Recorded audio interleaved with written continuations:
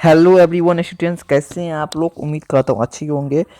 आज की क्लास में आप लोग एक इम्पोर्टेंट टर्म और सेक्सुअल रिप्रोडक्शन पे पढ़ने जा रहे हैं, जो क्लास 10 के स्टूडेंट के लिए बहुत इंपॉर्टेंट है।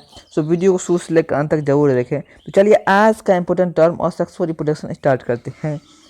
तो असेक्सुअल रिप्रोडक्शन स्टार्ट करने से पहले असेक्सुअल रिप्रोडक्शन क्या है उसके बारे में जानना जरूरी है। सोचिए, तो असेक्सुअल रिप्रोडक्शन एक ऐसा प्रक्रिया है जिसके अंदर गैमेट का फ्यूज़न नहीं होते, मतलब इसके अंदर सिंगल फ्रेंड्स का इन्वॉल्वमेंट होते हैं, इसके अंदर सिंगल फ्रेंड्स का इन्वॉल्वमेंट होंगे, ठीक है। और सेक्सुअल रिप्रोडक्शन में सिंगल फ्रेंड्स इन्वॉल्वमेंट और इसमें गैमेट का फ्यूज़न नहीं होंगे। और सेक्सुअल रिप्रोडक्शन के अंदर माइटोसिस प्रोसेस होगा।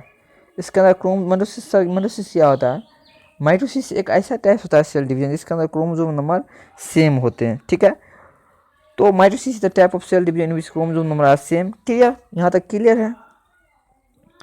तो असेक्सुअल रिप्रोडक्शन जो होते हैं ना, उसमें एक इम्पोर्टेंट बात बता दिया आपको। जो असेक्सुअल रिप्रोडक्शन जो होते हैं उनके अंदर वो फास्टेस्ट मोड ऑफ रिप्रोडक्शन होते हैं। मतलब कहने का मतलब, जो आपसे अगर एग्जाम में क्वेश्चन आया है जो सेक्सुअल और असेक्सुअल में फास्टेस्ट मोड ऑफ रिप्रोडक्शन कौन है, तो आप लगाइएगा टिक असेक्सुअल रिप्रोडक्शन। क्लियर, यहाँ तक समझ गए स्टूडेंट्स? उम्मीद करता हूँ यहाँ तक आप समझ चुके होंगे। चलिए आगे देखते हैं। तो यहाँ पे नेक्स्ट हमारा यहाँ पे है जो असेक्सुअल रिप्रोडक्शन का जो कुछ टाइप्स हैं। असेक्सुअल रिप्रोडक्शन समझ गया। असेक्सुअल रिप्रोडक्शन जो फास्टेस्ट मोड ऑफ रिप्रोडक्शन होता है, इनमें सिंगल पेरेंट्स इन्वॉल्वमेंट होंगे, ठीक है। इनमें गैमेट का फ्यूजन ना होंगे, इतना लिख दीजिएगा एग्जाम में, फुल मार्क मिल जाएगा आपको। इनके अंदर सिंगल पेरेंट्स इन्वॉल्वमेंट होंगे, इनमें गैमेट का फ्यूजन ना होंगे, ये फास्टेस्ट मोड ऑफ रिप्रोडक्शन होते हैं, ठीक ना। और असेक्सुअल रिप्रोडक्शन, तो असेक्सुअल रिप्रोडक्शन यहाँ पे सारे असेक्सुअल रिप्रोडक्शन प्लांट के अंदर होते हैं, ठीक है। प्लांट के भी अंदर होते हैं और कुछ कुछ एनिमल के भी अंदर होते हैं, ठीक है। तो असेक्सुअल रिप्रोडक्शन जो होते हैं, सर प्लांट तो लिविंग नहीं है, तो प्लांट के अंदर कैसे होते हैं? तो कि प्लांट भी लिविंग सेल है, प्लांट भी लिविंग में रिप्रोडक्शन होते हैं स्टूडेंट। सो प्लांट भी लिविंग है। क्लियर है यहाँ पे? तो plant is a living cell, ठीक है। प्लांट के अंदर रिप्रोडक्शन होंगे, ठीक है। आगे देखते हैं यहाँ पे जो हमारे जो असेक्सुअल रिप्रोडक्शन के टाइप्स हैं, यहाँ तक क्लियर है। असेक्सुअल रिप्रोडक्शन का टाइप्स है उसके ऊपर देख रहे हैं असेक्सुअल रिप्रोडक्शन कौन कौन सा टाइप है। तो यहाँ पे फर्स्ट है फिजन। तो फिजन मतलब विखंडन, टूट जाना। तो यहाँ पे फिजन दो टाइप्स के होते हैं। एक तो binary fission, first upon binary fission and second upon multiple fission, ठीक है।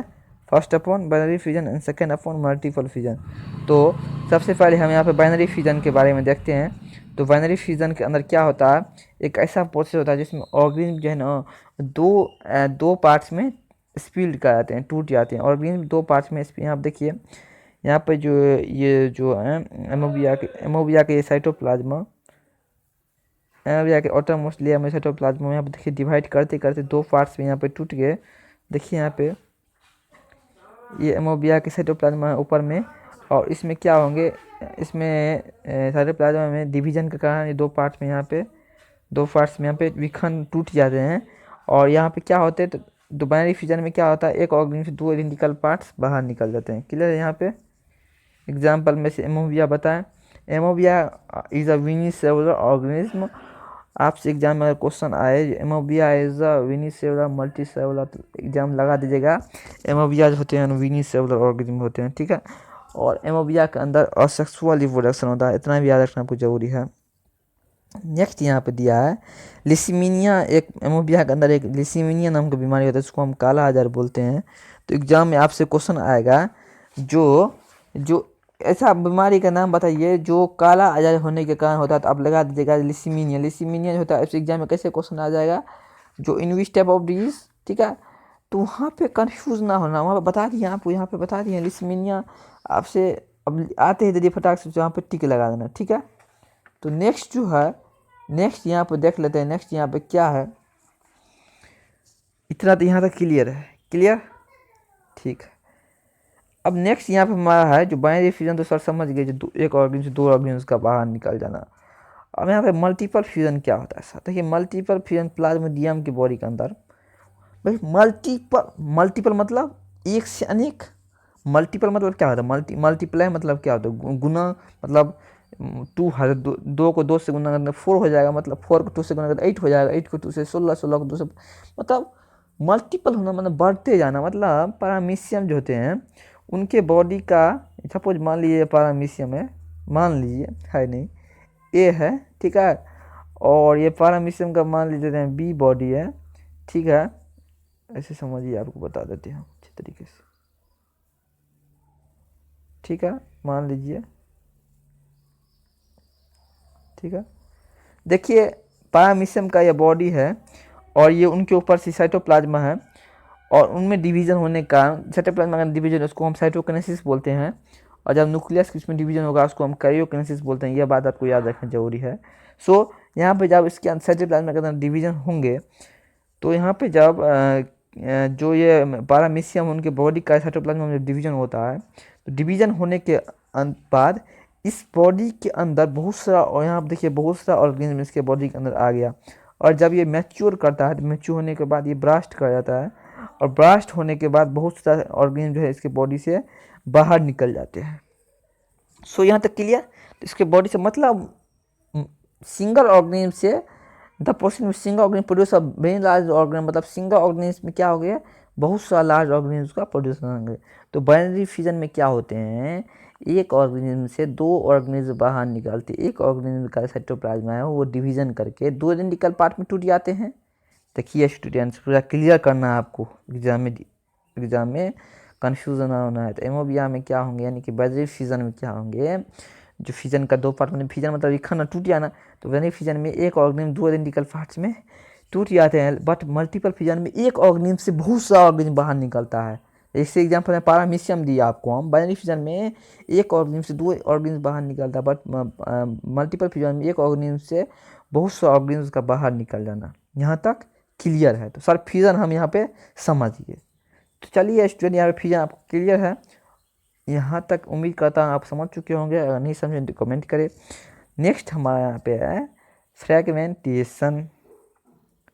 फ्रेगमेंटेशन सर क्या होता है, देखिए फ्रेगमेंटेशन मल्टी सेलुलर ऑर्गेनिज्म में होते हैं, फ्रेगमेंटेशन मल्टी सेलुलर ऑर्गेनिज्म होते हैं, ठीक है, और उनके बॉडी के अंदर सिंपल रिप्रोडक्टिव में, जैसे स्पॉन्जिया जो होते हैं ना, वो स्मॉल पीस में, देखिए स्मॉल पीस में टूट जाते हैं, ठीक है, ऐसे स्मॉल पीस में टूट जाएगा, और आपस में एक दूसरे को सेपरेशन कर लेंगे, उसी को वहाँ पर एक दूसरे आपस में क्या सेपरेट हो जाते हैं। तो फ्रेगमेंटेशन क्लियर। फ्रेगमेंटेशन के अंदर कोई ऑर्गेनिज्म आपस में सेपरेट हो जाते हैं, जैसे एग्जाम्पल मैं बता दिया आपको, स्पॉन्जिया। नेक्स्ट यहाँ पे है, सो बहुत इंपॉर्टेंट है स्टूडेंट्स, सो इसको ध्यान से देखें, रीजेनरेशन। ध्यान से समझिए, रीजेनेट मतलब क्या, एक से अनेक, रीजेनरेशन हो जाना, ठीक है।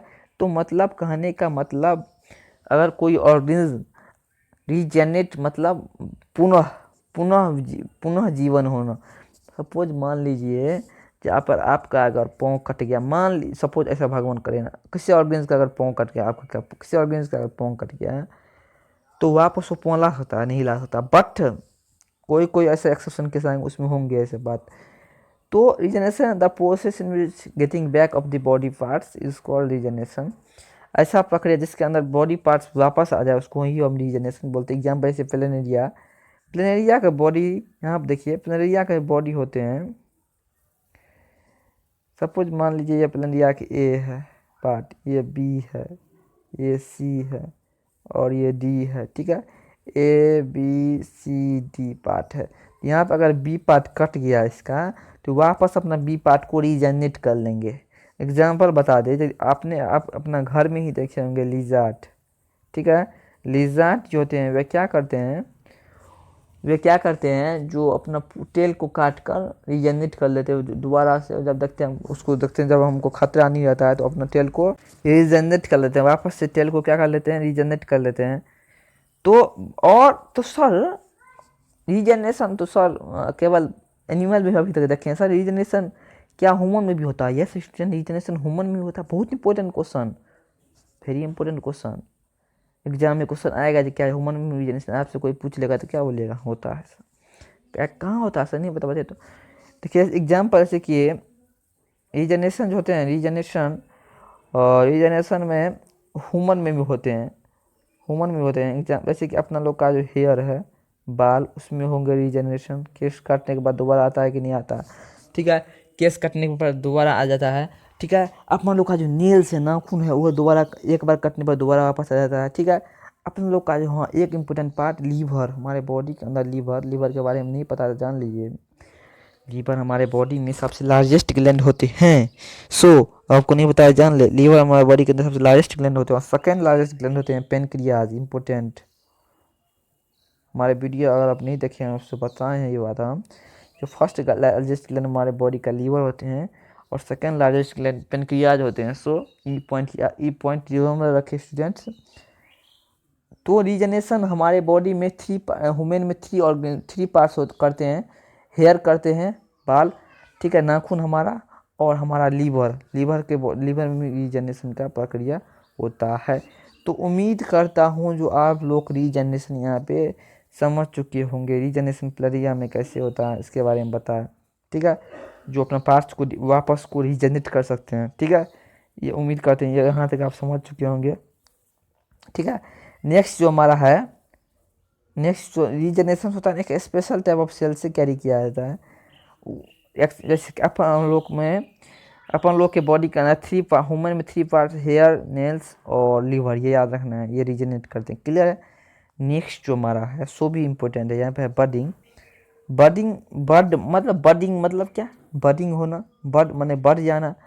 कहने का मतलब बडिंग का दर असेक्सुअल रिप्रोडक्शन होता है, ठीक है।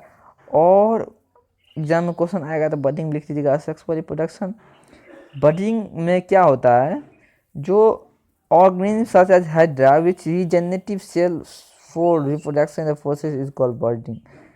जो ऐसा ऑर्गेनिज्म, उनके हाइड्रा में से एक रीजेनरेटिव सेल बाहर निकलता है, उसी को हम बडिंग बोलते हैं। आपको बता दें जो दुनिया में जितना भी ऑर्गेनिज्म है वो रिप्रोडक्शन करते हैं, प्लांट, एनिमल मतलब ह्यूमन बींग, कन्फ्यूज ना होना, क्योंकि चैम्पियन जी अपन लोग ह्यूमन बींग है। और प्लांट पे भी रिप्रोडक्शन होगा, क्योंकि बहुत सारे ऐसे प्लांट हैं, एक प्लांट ऐसे हैं उनके बॉडी से ब्लड भी बाहर निकलता है, उसको कुछ प्लांट बोलते हैं टैप वार्म, ऐसे कुछ प्लांट है, उसको बॉडी से ब्लड बाहर निकलता है। सो प्लांट में लिविंग सेल हैं, सो उसमें रिप्रोडक्शन होंगे।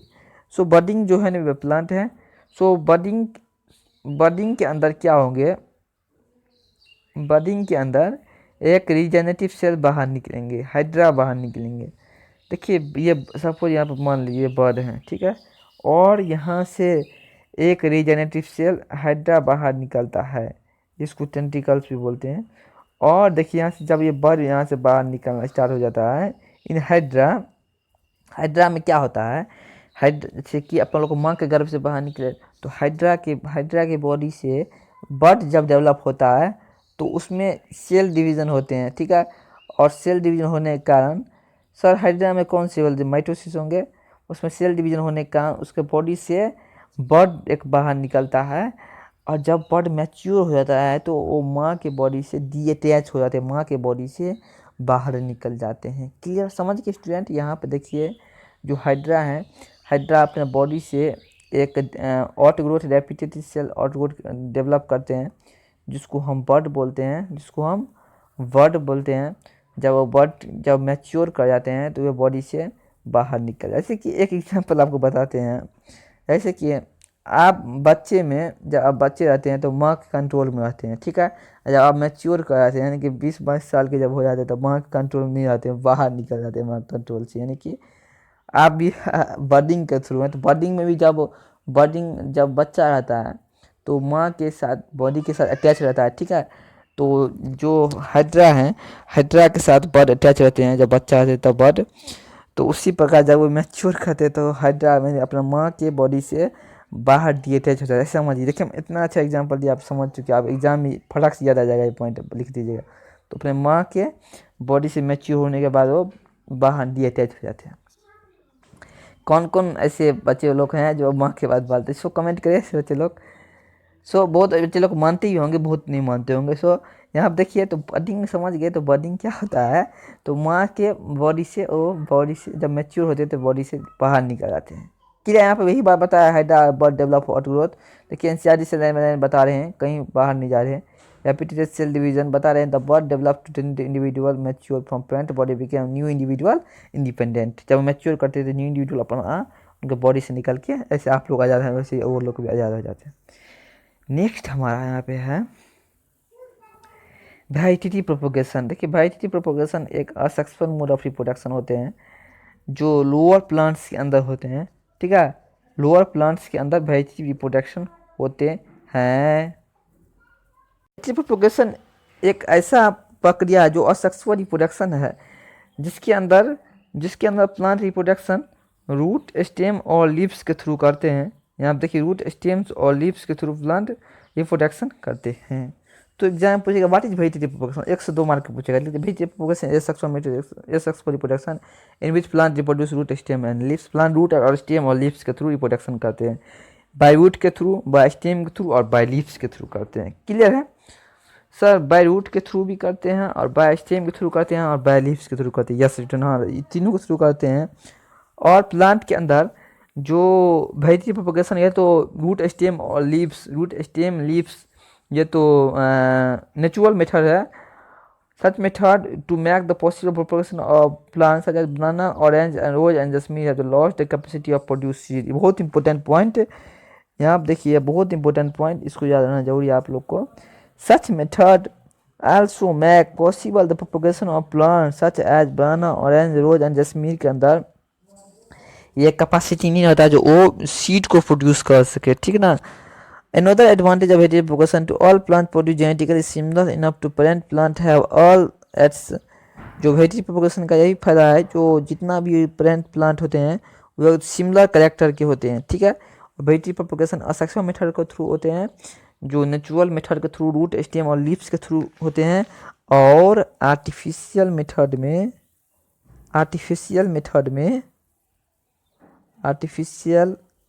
में कौन कौन से होते हैं, देखिए कितना अच्छा से बता रहे हैं आपको, समझ रहे हैं ना स्टूडेंट?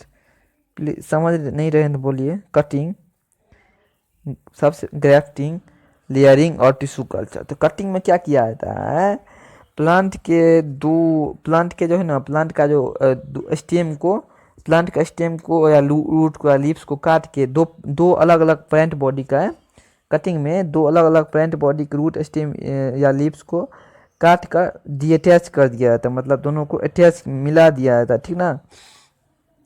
क्लियर है? तो यहाँ पे अलग अलग दो प्लांट को लेकर और बॉडी को मिलाकर डीअटैच किया जाता है। और लेयरिंग में अलग प्लांट के रूट को लेकर उसको सॉइल के अंदर मिला दिया था, उस नया प्लांट बाहर निकल जाते हैं। और ग्राफ्टिंग के अंदर बता दिए नया फ्रूट वेराइटी का प्रोडक्शन होते हैं। और यहाँ पे एक इम्पोर्टेंट दिया है टिश्यू कल्चर। यहाँ पे एक इम्पोर्टेंट पॉइंट आपको और बता दें हम, similarly bird produce in the nodes of the leaves ब्रॉम्फलेन form so develop in new plant. ये इस प्लांट का नाम याद रखना है आपको।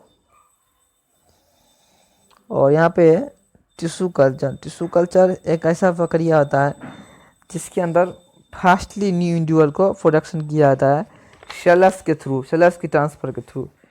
वेजिटेटिव प्रोपोगेशन का एडवांटेज यही है जो इसमें सीडलेस प्लांट का ग्रो किया है, जैसे शुगर कैन, बनाना, ग्रेप, जैस्मिन, ये सब इसके अंदर सीडलेस प्लांट होते हैं, वो भी ग्रो किया जाता है वेजिटेटिव प्रोपोगेशन में, ठीक है। और इसमें जेनेटिकली जो प्लांट होते हैं वो सिमिलर कैरेक्टर होते हैं। टिश्यू कल्चर जो है, डू यू नो आप क्या जानते, more to know in the tissue culture new plant are grow by removing tissue और सेपरेटिंग सेल। टिश्यू कल्चर के अंदर क्या किया जाता है, टिश्यू को रिमूव करके और सेल को सेपरेट करके न्यू प्लांट का प्रोडक्शन किया जाता है। The cell are then placed in the artificial medium where the divided repeated from a small group of cell और सेल्स। इसमें अंदर जो सेल होते हैं उनको रेपिडिटी ग्रो करके स्मॉल ग्रुप में सेल्स में कन्वर्ट करके रेपिडिटी ग्रो करके, और वहाँ पे वन मीडियम से अनदर मीडियम में वन मीडियम से अनदर मीडियम में हार्मोन को ट्रांसफर करके बहुत फास्टली न्यू प्लांट का प्रोडक्शन किया जाता है। टिश्यू कल्चर का इम्पोर्टेंट है, जो टिश्यू कल्चर में जो होते हैं ना उसमें फास्टली न्यू प्लांट का प्रोडक्शन कर लिया जाता है। टिश्यू कल्चर के अंदर जो प्लांट होते हैं डिजीज़ फ्री होते हैं, बहुत इंपॉर्टेंट 2 पॉइंट। सबसे पहले तो ये फास्टली होते हैं और ये डिजीज़ फ्री होते हैं, ठीक है। इतना समझ चुके हैं, क्लियर। नेक्स्ट हमारा है यहाँ पे spore formation. Spore formation is a mode of asexual reproduction in which type of reproduction multi spore formation होते हैं मल्टी सेलुलर ऑर्गेनिज्म की बॉडी में होते हैं, जिसके बॉडी के अंदर स्पोर का फॉर्मेशन होते हैं एक फेवरेबल कंडीशन के अंदर। सर फेवरेबल कंडीशन क्या होता है? ऐसा कंडीशन जिसके अंदर टेम्परेचर, लाइट सब प्रेजेंस हो, विंड प्रेजेंस हो। उसके अंदर क्या होते हैं, जो स्पॉन्जिया का जो न्यूक्लियस, यहाँ पे तो भैया यहाँ पे देखिए, यहाँ पे इनका जो यानी स्पोर फॉर्मेशन में स्पोर का फॉर्मेशन होना, स्पोर मतलब स्पोर जो स्मॉल होते हैं वो एनिमल के अंदर स्पोर रहते हैं। यहाँ पे स्पोर का जो न्यूक्लियस है, स्पोर का ये न्यूक्लियस है, ठीक है। इसके अंदर स्मॉल अमाउंट में साइटोप्लाज्म सराउंडेड होते हैं, ठीक है। और लार्ज नंबर में जब स्पॉन्जियम के अंदर, ये अंदर में जो होते हैं उसको स्पॉन्जियम बोलते हैं, उसके अंदर जब लार्ज नंबर में स्पोर का फॉर्मेशन हो जाता है, स्पोर का फॉर्मेशन लार्ज नंबर में, तो स्पोर ब्लास्ट हो जाता है और बहुत सारा स्पोर से बॉडी से बाहर निकल जाता है और वे लैंड, एयर और वाटर में मिलकर फैल जाता है। सो इसकी बॉडी के अंदर स्पोर का इस तरह से फॉर्मेशन होता है। तो आज हमारा असेक्सुअल रिप्रोडक्शन कंप्लीट हो चुका है। उम्मीद करता हूँ ये वीडियो आप लोग को अच्छा लगा होगा। तो स्टूडेंट्स, आप लोग से एक रिक्वेस्ट है कि वीडियो को ज़्यादा से ज़्यादा अपने फ्रेंड तक शेयर करें और लाइक करें, सब्सक्राइब करें। मिलते हैं अगले वीडियो में किसी नई टॉपिक के साथ। तब तक के लिए goodbye. Thanks for watching this video. Take care. जय हिंद, जय भारत।